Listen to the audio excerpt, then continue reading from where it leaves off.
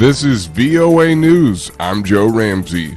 The death toll from a Russian missile strike in the Ukrainian city of Dnipro rose to 40 on Monday, with dozens more missing, making it the deadliest civilian incident of Moscow's 3-month campaign at firing missiles at cities far from the front. President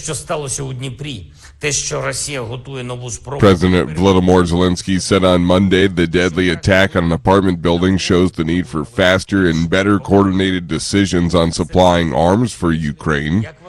German Defense Minister Christine Lambrecht resigned on Monday as her government came under rising pressure to let allies send Ukraine German heavy tanks at the start of what looks like a pivotal week for Western plans to further aim for Kyiv. A Russian man who reportedly is a former high-ranking member of the Russian private military contractor Wagner Group has sought asylum in Norway. AP correspondent Charles de Ledesma has the story. The Norwegian Directorate of Immigration has confirmed to the Associated Press that Andrei Medvedev has sought shelter in Norway. Last week, police in Arctic Norway had said a person illegally entering from Russia was believed to be Medvedev.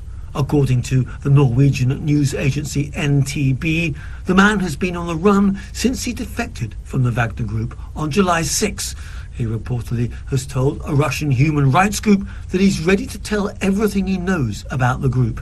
I'm Charles de Ledesma. Officials say search teams have retrieved the flight data and cockpit voice recorder of a passenger plane that plummeted into a gorge on approach to a new airport in the foothills of the Himalayas. Investigators are looking for the cause of Nepal's deadliest plane crash in 30 years, with 69 killed. This is VOA News. Britain's plan to send asylum seekers to Rwanda is heading to the Court of Appeal.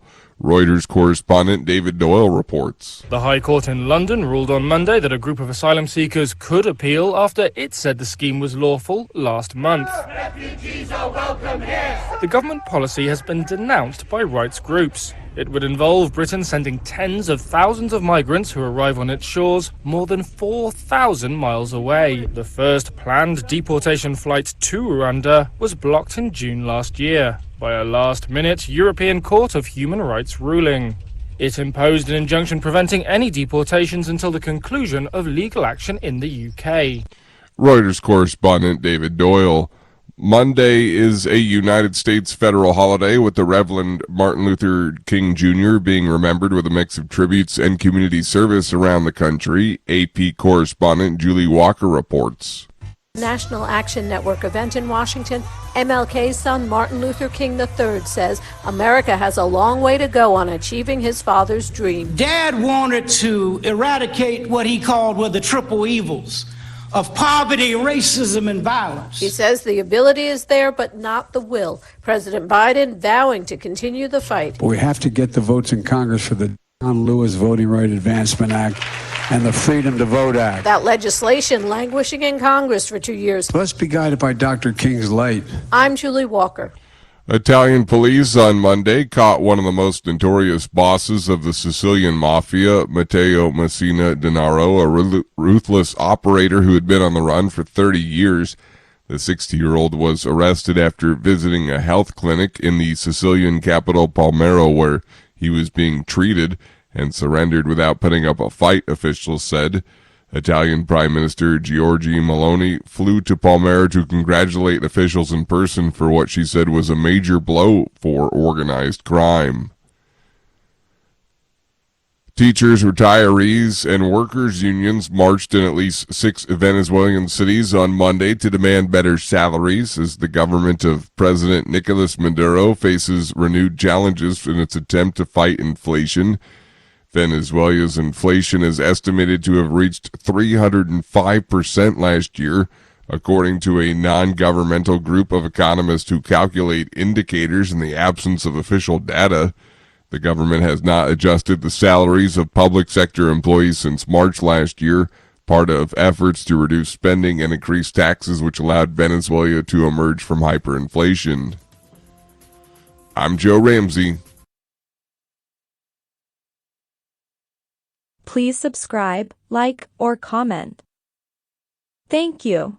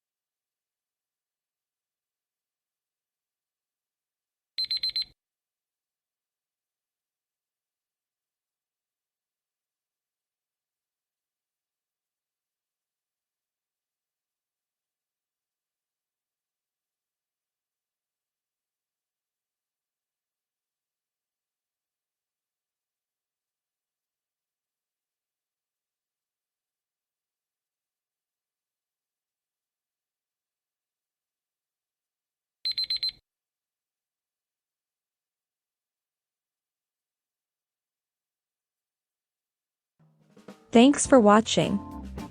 Please like, comment, or subscribe.